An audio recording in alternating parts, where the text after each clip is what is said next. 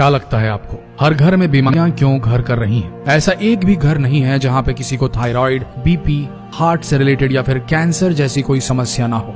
यानी किसी न किसी प्रकार की बड़ी बीमारी जिसके बारे में पहले सिर्फ सुना जाता था, आज ये बड़ी बड़ी बीमारियां घर घर हो रही हैं। इससे बड़ी बात यह है कि हर 10 में से 3-4 लोगों की डेथ, मौत की वजह है कैंसर। पर उससे भी बड़ी बात यह है कि ऐसा भी नहीं कि जीवन भर के कैंसर से तकलीफ हो रही हो। अचानक से कैंसर हो रहा है लोगों को और डायग्नोसिस के साल भर के अंदर ही वो बिस्तर पकड़ ले रहे हैं और 1 साल के अंदर ही इनका स्वर्गवास हो जा रहा है। बहुत ही बड़ी संख्या में लोगों की मृत्यु हो रही है।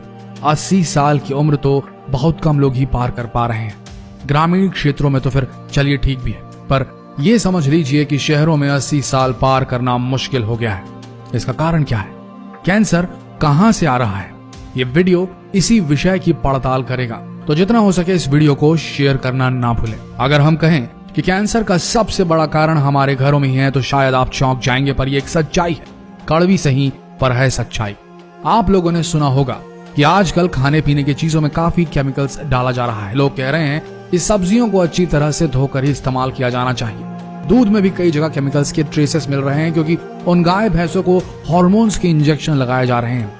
लेकिन आज हम आपको असल सच्चाई से रूबरू कराने वाले हैं कि असली सोर्स ऑफ कार्सिनोजेंस यानी कि कैंसर कारक तत्व आपके किचन की किस चीज में है। दरअसल ये जो केमिकल्स हैं वो आ रहा है अनाज से। ये वही अनाज है जो घर घर में यूज हो रहा है। अनाज की वो पहली ब्रीड जो सबसे ज्यादा अफेक्टेड है वो है गेहूं और दूसरी है मूंग। गेहूं और मूंग की जो फसलें हो रही हैं उससे केमिकल सीधे आपके घरों में पहुंच रहा है और इसे रोकना आसान नहीं। आज गेहूं की जो ब्रीड है, जो नस्ल है, वो पहले की देसी नस्ल, देसी ब्रीड से बेहद अलग है। पहले के गेहूं की क्वालिटी, उसकी नस्ल इस तरीके की होती थी कि अगर 1 क्विंटल गेहूं लगाएं, बोए जाएं, तो 1 क्विंटल गेहूं का सिर्फ 3 या 4 क्विंटल गेहूं की उपज होती थी। बहुत ही अच्छा खेत हो तो 5 क्विंटल की फसल मिल जाएगी, वरना 1 क्विंटल गेहूं अगर बोया है तो मात्र 3 क्विंटल, 3 गुना ही होता था। ये थी गेहूं की क्वालिटी जो उस समय हुआ करती थी।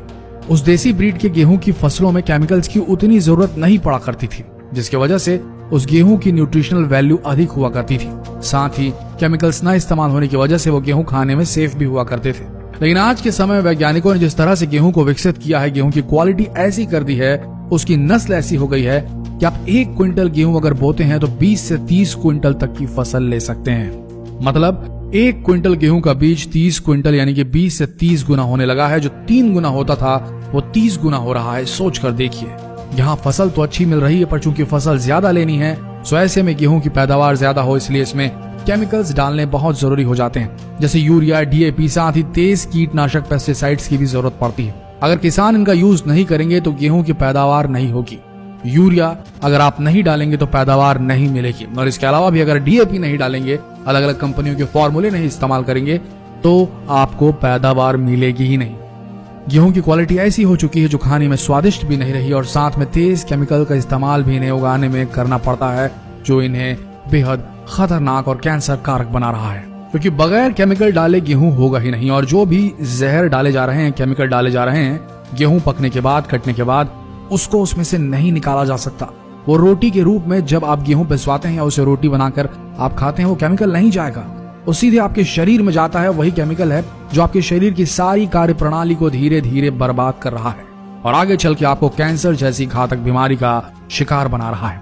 आजकल ऐसे बहुत से केसेस हो रहे हैं कि बस एकदम से पता चलता है कि कैंसर है और उसके बाद मरीज, ये समझ लीजिए 12 महीने भी उसके लिए निकालना बहुत मुश्किल हो जाता है। कुछ ऐसा ही हो रहा है मूंग की फसल के साथ भी।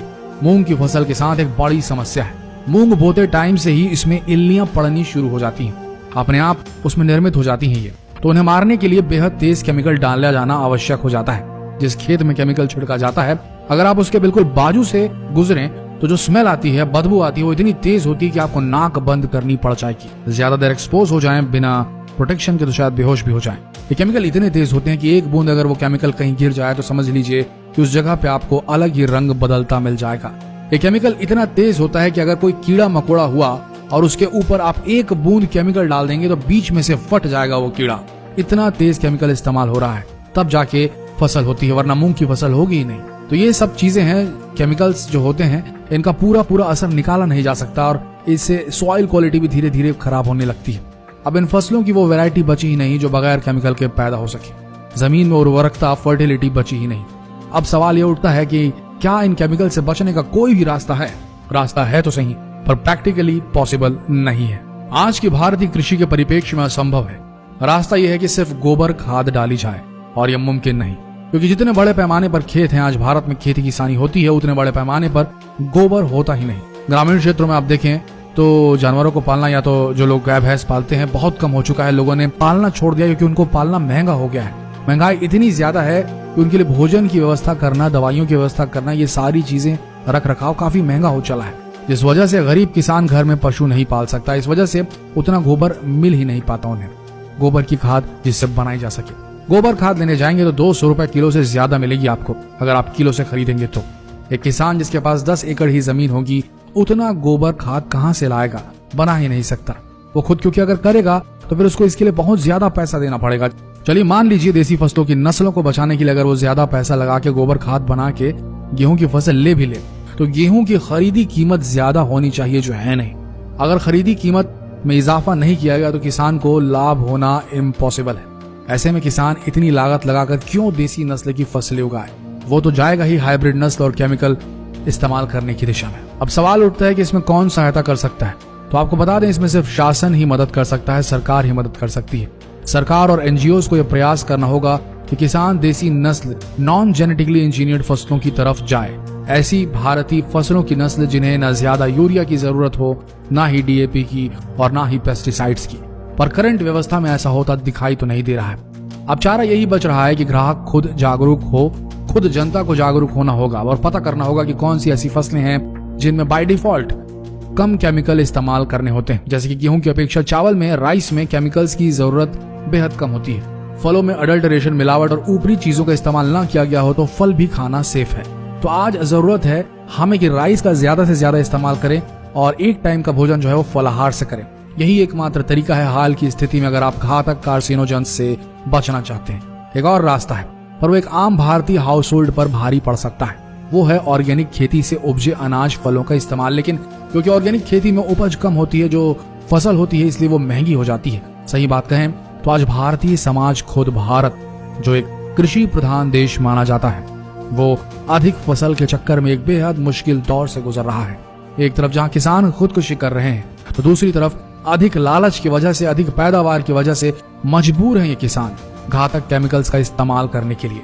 आज हालात ये हैं कि किसानों पर अधिक से अधिक फोकस करने की जरूरत है, नहीं तो भारत अपनी कृषि प्रधान आइडेंटिटी खो देगा, और शायद अपनी आने वाली नस्लों को भी। जितना हो सके ये वीडियो शेयर करें, क्योंकि ये जरूरी है सबका देखना। धन्यवाद।